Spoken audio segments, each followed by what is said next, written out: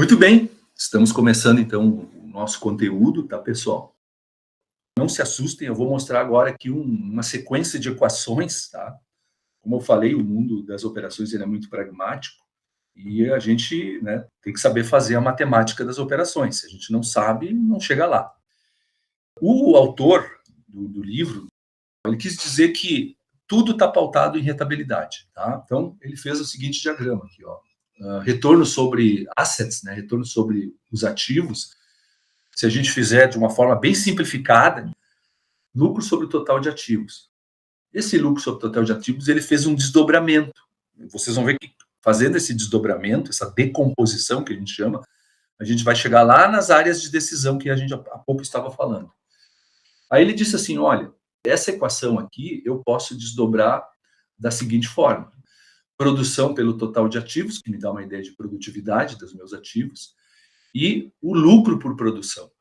Então, multiplicando um pelo outro, você sabe lá da matemática, né? O risco produção com produção vai ficar lucro sobre o total de ativos, dá isso aqui. Matemática pura, né? O jogo das equações. Só que daí ele continua desdobrando. Tá, agora eu vou abrir esse, depois vou abrir esse, para ver onde é que eu chego. Tá? Então, ele abriu, e esse aqui foi o que mais abriu. Ó.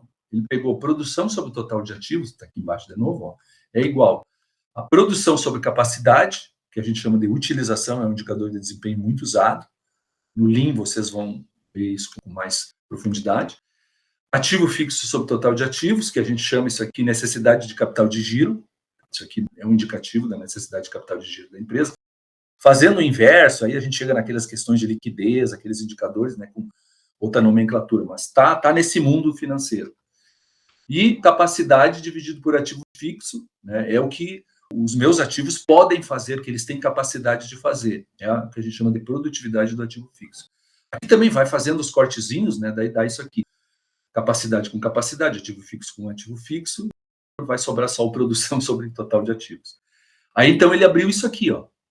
E aí ele disse o seguinte, olha, se a gente se atrelar a esses indicadores que existem em qualquer organização, vou cair inevitavelmente nas áreas de decisão da estratégia de operações. Por exemplo, utilização, gerenciar a utilização de uma empresa, melhorar a utilização de uma empresa, é uma estratégia de capacidade. Quando vocês estudarem lá a estratégia de capacidade, vai aparecer isso lá.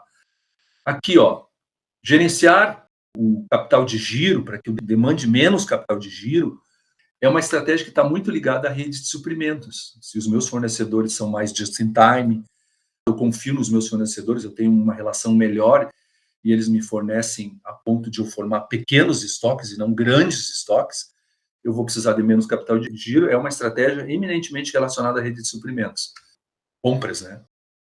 E a produtividade, se os meus ativos são mais ou menos produtivos, está relacionado à tecnologia do processo. Eu posso ter uma operação, que nem eu falei antes na empresa de madeiras ali, totalmente manual, com esteiras e postos de trabalho isolados e coisas bem simples, a tecnologia é artesanal quase, e fazer 1000 pallets por mês.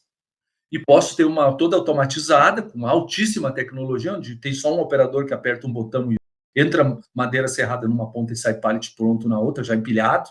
Aí eu vou fazer 10.000 pallets por semana. Né? Então, essa produtividade influencia, tá? Decisão de tecnologia de processo. E essa parte aqui, o meu lucro médio sobre o que eu produzo, que é o que interessa, o que vai impactar depois lá na rentabilidade, né? Como vocês viram aqui. Também pode ser do composto, basicamente é a receita média menos o custo médio. Então, essa é a decomposição dessa equação. Se eu tiver alta receita e baixo custo, o meu lucro médio aumenta, que é uma conta bem simples de se fazer.